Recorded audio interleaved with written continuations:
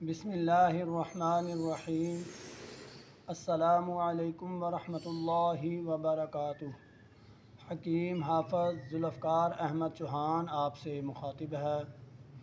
इरशाद बारी ताला है, फ़ग़सिलू वुजूहकुम व अयदियकुम व अर्जुलकुम। अपने चेहरे, बाजू और पाँव धो लिया करो।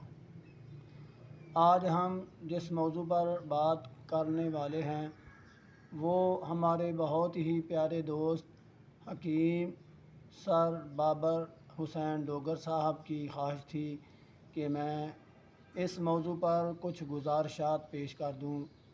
तो आप सब के लिए ये बहुत मुफीद चीज़ है जो हम पेश करने वाले हैं। ख़ास तौर पर सर्दियों में बाज़ लोगों को ये मसला हो जाता है कि पाँव की उंगलियां जो हैं वो मुतवर्रम हो जाती हैं, उनमें सोजश हो जाती है, सुर्ख़ हो जाती हैं।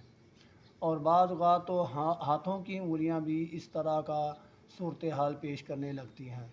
तो ऐसी सूरत हाल में एक तो हमने ये करना है कि बहुत ज़्यादा गर्म पानी से सर्दियों में वज़ू वग़ैरह नहीं करना, नहीं धोने पाँव, क्योंकि ऐसा होता है कि हम गर्म पानी से जब अपने पाँव को धोते हैं या हाथों को धोते हैं और बाद में वो सर्द आबो हवा में चले जाते हैं तो सर्द गर्म होने से भी ये डिस्टर्ब हो जाते हैं और ये मसला हो जाता है। ताज़े पानी से धोने से ये फ़ायदा होगा कि ये जो उंगलियों की मुतवर्रम होना की सूरत हाल है ये नहीं होगी।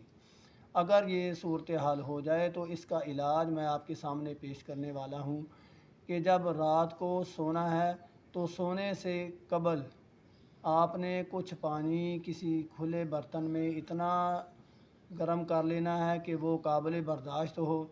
हल्का सा उसमें नमक डाल देना है और जो पाँव जिनकी उंगलियां मुतवर्रम हो गई हैं कम अज़ कम 3 मिनट के लिए उसमें भिगोए रखना है। अगर 4-5 मिनट हो जाएं तो और ज़्यादा बेहतर है।